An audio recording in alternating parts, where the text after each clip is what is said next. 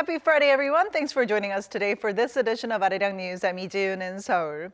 Chances are higher than ever now that two strong-willed leaders who have traded threats of nuclear war for months might actually end up meeting each other. North Korean leader Kim Jong-un has invited U.S. President Donald Trump for talks, and President Trump has accepted the invitation, which would make him the first sitting American president to ever meet a North Korean leader. And before we sit down with an expert to talk more about this, let's first get a check on what's making the news at this hour with our Devin Whiting at the News Center. Hello, Devin. Hi, Gio, and that's right. President Trump will be meeting with North Korean leader Kim Jong-un by May. That announcement was made by South Korea's national security chief in Washington upon President Trump's request. Our chief Blue House correspondent, Moon Gan-young, reports. One historic breakthrough after another. North Korea's leader Kim Jong-un has invited President Trump to meet for negotiations over its nuclear program, and U.S. President Donald Trump has not only accepted it, but said, let's do it by May. The stunning announcement was made by South Korean President Moon Jae-in's National Security Advisor Chung Eui-yong in Washington to discuss the outcome of a rare visit to Pyeongchang by Seoul's presidential envoys earlier this week. He expressed his eagerness to meet President Trump as soon as possible. President Trump appreciated the briefing and said he would meet Kim Jong-un by May to achieve permanent denuclearization. The U.S. president's acceptance came after the South Korean official relayed Kim's pledge to refrain from further nuclear tests and move towards denuclearization. I told President Trump that in our meeting, North Korean leader Kim Jong-un said he is committed to denuclearization. Kim pledged that North Korea will refrain from any further nuclear or missile tests. He understands that the routine joint military exercises between the Republic of Korea and the United States must continue. White House Press Secretary Sarah Sanders confirmed the news, saying Mr. Trump would accept the invitation to meet Mr. Kim at a place and time to be determined. That was almost immediately followed by a tweet by President Donald Trump. He said North Korea's Kim Jong-un had talked about denuclearization with the South Korean representatives, not just a freeze, that a meeting is being planned, but sanctions would remain in place for the time being. The meeting, if it does take place, would make Trump the first sitting U.S. president to meet with his North Korean counterpart, a stunning diplomatic breakthrough with uncertain consequences. South Korean President Moon Jae-in hailed the agreement. President Moon Jae-in said the two leaders' meeting, in addition to the Inter-Korean Summit in late April, would place complete denuclearization of the Korean peninsula right on track, adding the May meeting will go down in history as a milestone to achieving peace on the Korean peninsula. Experts in South Korea and the U.S. say the never-before-seen level of speed and development in Seoul, Washington-Pyongyang ties can largely be credited to the type of leaderships in place in all three states. Regarding today's decision, a senior U.S. official said that it made sense to accept the invite to meet the one person who can actually make the decisions instead of continuing with the long slog of the past, a sentiment shared by South Korean President Moon Jae-in. Moon Gan-young, Arirang News, the Blue House. Meanwhile, President Trump has signed an executive order imposing tariffs of 25% on steel and 10% on aluminum. But backtracking on an earlier no-exception stance, Trump has decided to grant an exemption to Mexico and Canada for now. That could change, though, depending on the ongoing negotiations on the North American Free Trade Agreement, NAFTA. Park Jong-hong reports. In the end, President Trump stuck to his guns, this despite fierce protests from trading partners and even collective concern from members of the Republican Party, who claimed the measures would weaken the competitiveness of U.S. industries. Today, I'm defending America's national security by placing tariffs on foreign imports of steel and aluminum. We will have a 25% tariff on foreign steel and a 10% tariff on foreign aluminum when the product comes across our borders. But he held off a decision on Canada and Mexico, saying that negotiations are ongoing on NAFTA. He said if the U.S. strikes a deal, there will be no tariffs for the two countries. But if talks fall apart, the U.S. will terminate NAFTA and start all over again. He did say that he's optimistic a deal would be reached. In any case, Trump said 15 days remain until the tariffs take effect, and exemptions will be made on a case-by-case basis, considering, quote, fairness on trade. President Trump spoke at length about how the U.S. industry have been taken advantage of over the years. He said millions of U.S. workers have been laid off as plants closed all across America, ravaged by the unfair trade practice called dumping. He said this was not just a disaster for the economy, but also national security. In the future, he added there will be many cases of reciprocal tax, which is virtually a tit-for-tat in tariffs between trading partners.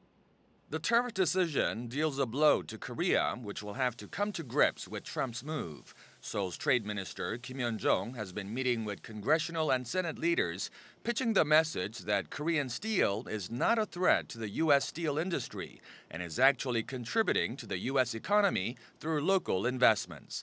In the next 15 days, Korea plans to make a final pitch to try to minimize the tariff impact. Park Jong-hong, Arirang News. And Korea's Trade Ministry held an emergency meeting Friday morning to discuss countermeasures to the Trump administration's new tariffs. At the meeting with government officials and local steelmakers, the Minister of Trade, Energy and Industry, Baek Eun-kyu, expressed regret over Washington's decision, saying it goes against free trade. He said the government will continue to try and persuade Washington to exempt Korea from the tariffs or to exclude some particular items. Seoul is also looking into possibly filing a complaint with the WTO, along with other steel exporting countries, and will lay out its concerns about rising global protectionism at multilateral forums like the upcoming G20 finance ministers meeting. Lastly, Baek said the Trade Ministry will work with the private sector to improve the steel industry's competitiveness. In other news, the 2018 Winter Paralympic Games will open tonight with a ceremony at the Pyeongchang Olympic Stadium at 8 p.m. Korea time. President Moon Jae-in will be there, as will several high-level foreign dignitaries, including the U.S. Secretary of Homeland Security Kirstjen Nielsen, the mayor of Beijing Chun Jin-ing, and the head of the North Korean Paralympic delegation Kim Moon-chul. It's going to be the biggest ever Winter Paralympics, with 49 countries sending a total of 570 athletes.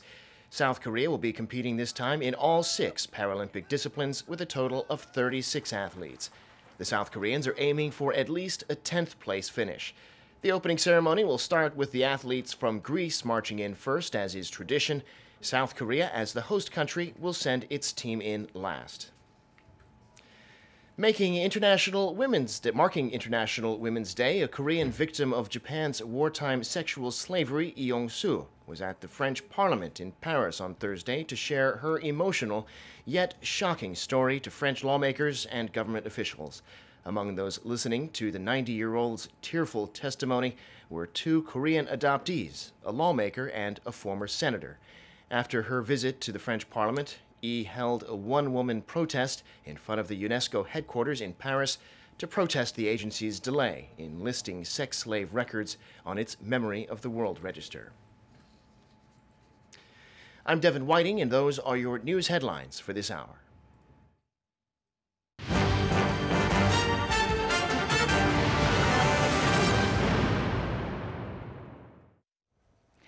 We may be close to witnessing a landmark summit between the leaders of the United States and North Korea soon. A surprise announcement came on Thursday local time when South Korea's National Security Advisor Chung Eui-yong appeared outside of the White House following meetings with U.S. officials.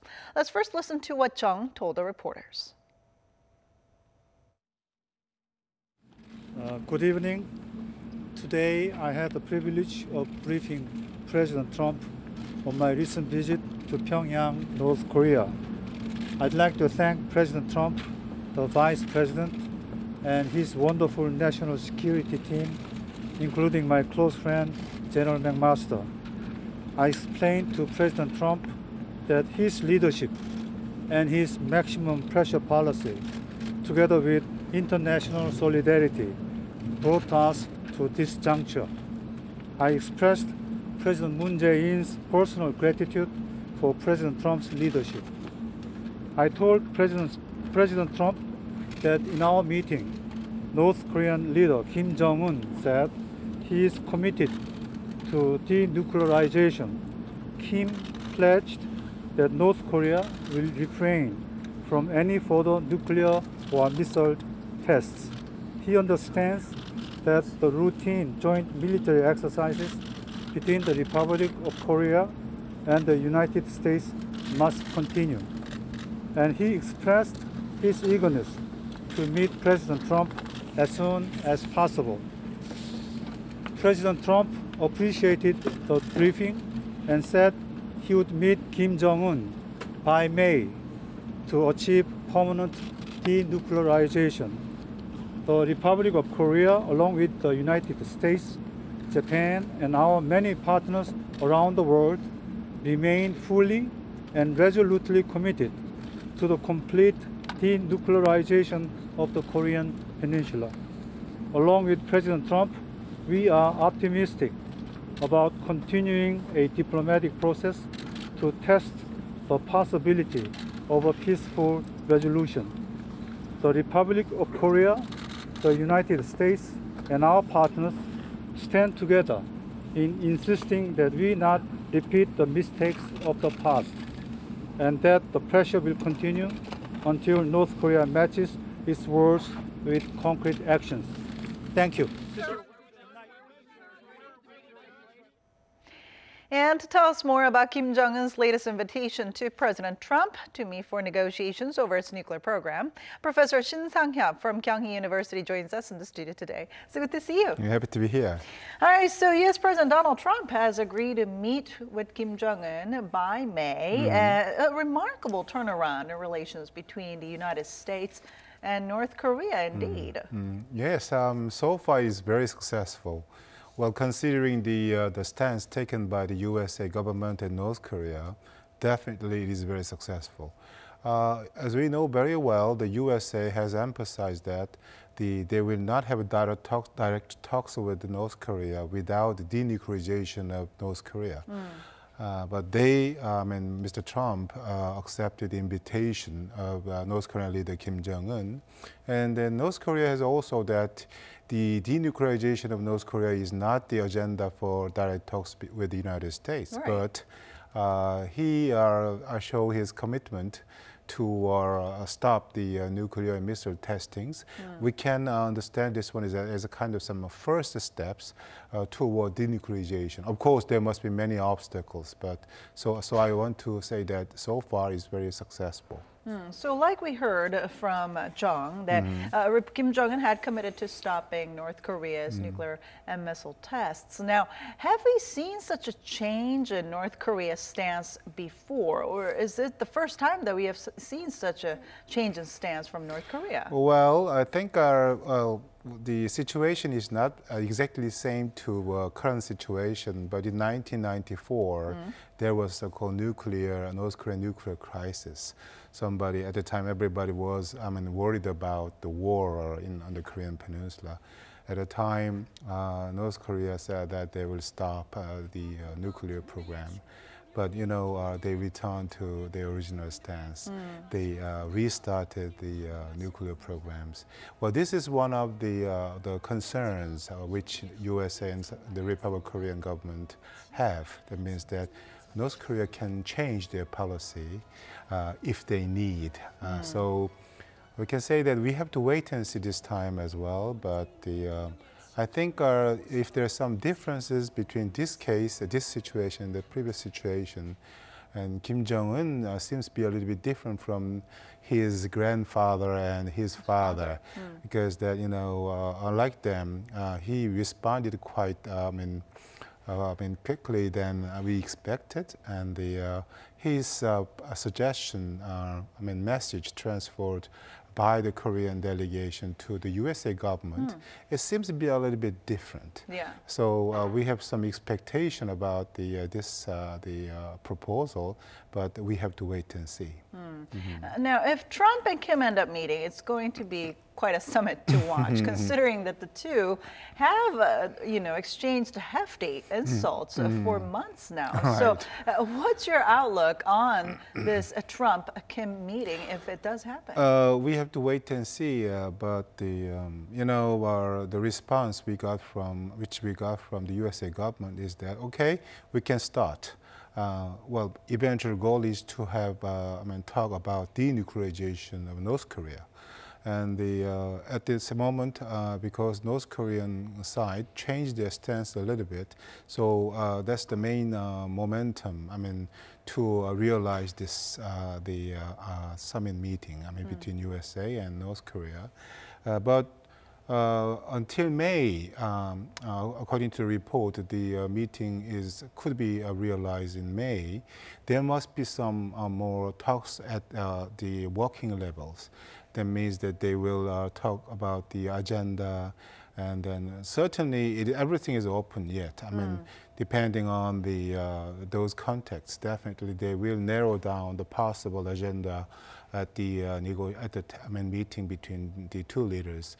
But one thing which I really concern is that if North Korean government is stick to a kind of they're asking, such as ask USA government to secure the regime itself, and then if they ask the immediate easing of the economic sanctions.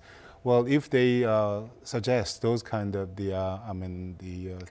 conditions to the USA, if they stick to those conditions, maybe we cannot see the meeting in May.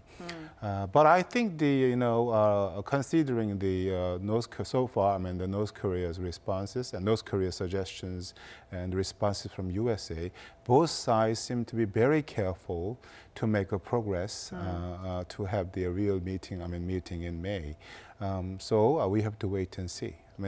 Yes. What are the chances of us seeing this meeting actually fall through? But I think considering the possible economic difficulties which North Korean economy will have because of the economic sanctions imposed by USA and the other countries, North Korea want to have a chance to meet with Mr. Trump. So I think there must be high possibility to have the direct talks between USA and the North Korea. If I add up some more about the stance of the USA government, well, once Mr. Trump said that he wants to meet Kim Jong-un.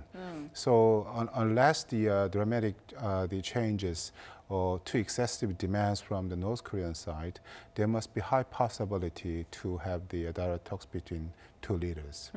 Then do you think this could be discussed at the Inter-Korea summit that's coming up definitely, in April, there will be the summit meeting between two Koreas.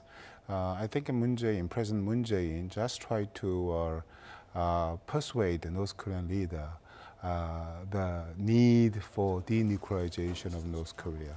That means that he will maybe discuss about the possible cooperation if North Korea gives up the nuclear programs and missile programs.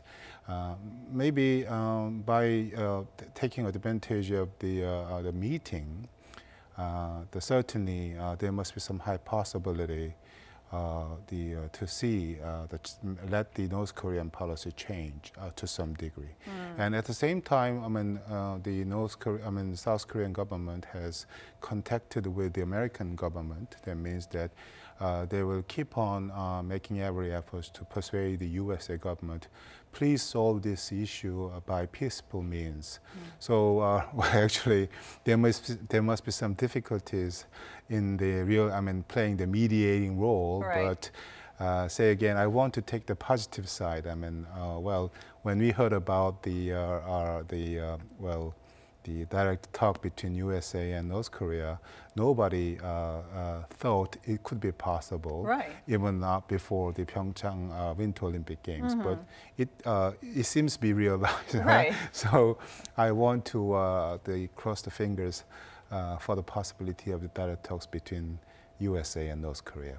But it's likely that the U.S. will not change its stance of keeping up maximum pressure and keeping all the sanctions against North Korea. North Korea, USA government has made it clear that they will keep on imposing economic sanctions, maximum pressure policies, until the North Korean government takes the concrete measures toward the denuclearization, which means that without showing that they will change their policy, they are adopted in denuclearization policy, there will be no the real talks between the USA and North Korea.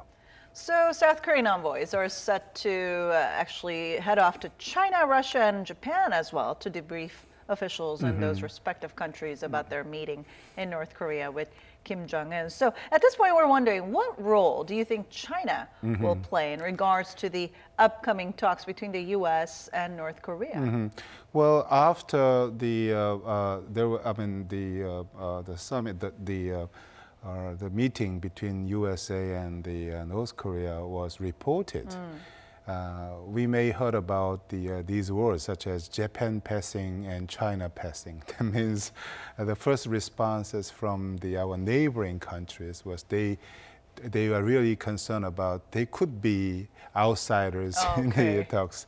So China, I think, they seems to take so-called arm's distance policy. That means they should stand with side by side with the USA and the global community, which means they should participate in the economic sanctions against North Korea. But at the same time, China has been one of the strongest allies of the North Korean government. And geographically and strategically, North Korea seems to be very important for the China. So officially, they will participate in the economic sanctions until, with the USA and other countries. But they want to keep some cooperative relations with the North Korea. So they want to keep the arms distance policy with USA and with the North Korea, I think. All right, so amid all this, the Paralympics are opening today here in Pyeongchang. So, and the U.S. is sending a delegation headed by Secretary of Homeland Security Kirstjen Nielsen. Now, what can we expect from this U.S. delegation? And also, is there a chance of us seeing North Korea possibly sending a delegation of its own to the Pyeongchang Paralympics? I think she is the currently Secretary of the Homeland Security. But before she took that position, she was the second man in the Secretariat, Presidential Secretariat in the United States. So she seems to be one of the close aides to the president.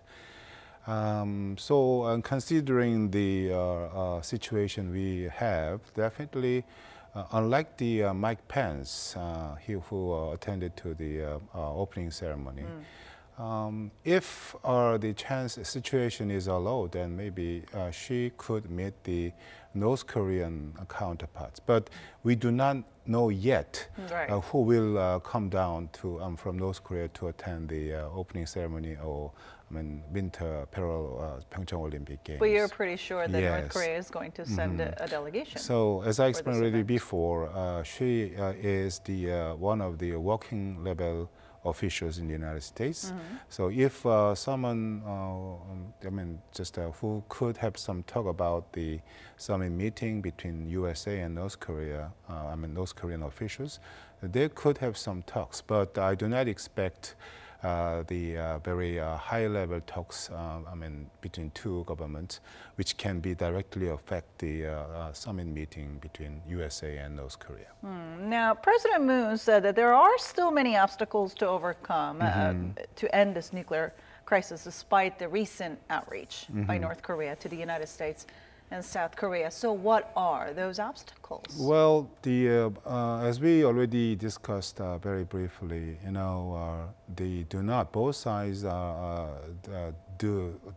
keep the original stance about the direct context between USA and North Korea.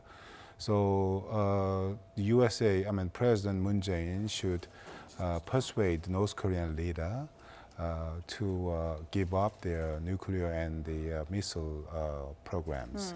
And he will keep on emphasizing the needs for these programs, stopping these programs.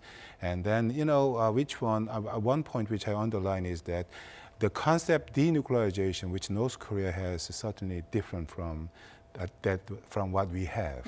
And North Koreans want to the denuclearization of Korean Peninsula means that USA government, USA soldiers should have to take away from, nuclear armed weapons from Korean Peninsula, and even the North USA soldiers should leave from Korean Peninsula. And then it cannot be acceptable at the moment for South Korean government and USA. So, but the Korean version of the concepts of the denuclearization is that if North Korea give up their nuclear program step by step, whenever they give up, some part of their nuclear denuclearization policy, then Korea or USA can compensate for it. Okay. So gradual giving up process, and then there must be some compensation to the North Korean government. So there must be some slight difference definition, concepts about denuclearization of Korean Peninsula. So if North Korean government accept the Korean version and USA version denuclearization, there must be some successful outcomes we can expect from the direct talks between USA and the North Korea. And another one is that also we have to persuade the USA government, right? And Mr. Trump and USA government has emphasized that everything option is on the table, even including the direct military attack on the strategic targets in the North Korea. Okay. But we have to empathize. We have to keep on persuading USA government the importance of the peaceful solution of the Korean, so-called North Korean nuclear crisis. All right, let's hope for that. Thank you so much for your insight today. Pleasure. And that wraps it up for today and this week. We'll be back next week with more of the day's top stories and an in-depth look at ongoing issues here in Korea and around the world. So don't forget to tune in then. Thanks for watching and see you soon.